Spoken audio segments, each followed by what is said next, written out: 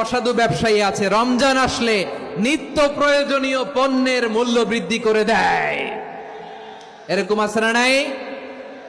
এগুলো করবেন না, মজুদদারি করবেন না, পণ্যের কৃত্রিম সংকট বাজারে করবেন না। আপনি লাখ টাকা কামায়া ভাবছেন যে রোজাদারদের কষ্ট দিয়ে ধনী হবেন, এমন রোগ আল্লাহ আপনারে দিবে, কোটি টাকা দিয়েও আপনি হাসপাতালের বিল পরিশোধ করার ক্ষমতা আপনার হবে না।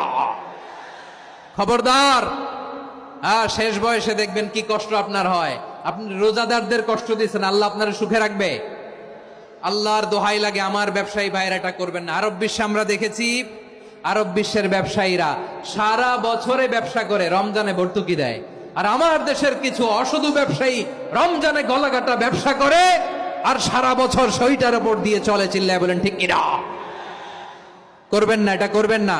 নিত্য প্রয়োজনীয় পণ্যের মূল্য বৃদ্ধি করা হারাম, পণ্যের কৃত্রিম সংকট তৈরি করা হারাম, মজুদদারি করা হারাম, রোজাদারদেরকে কষ্ট দেয়া হারাম। এটা করবেন না।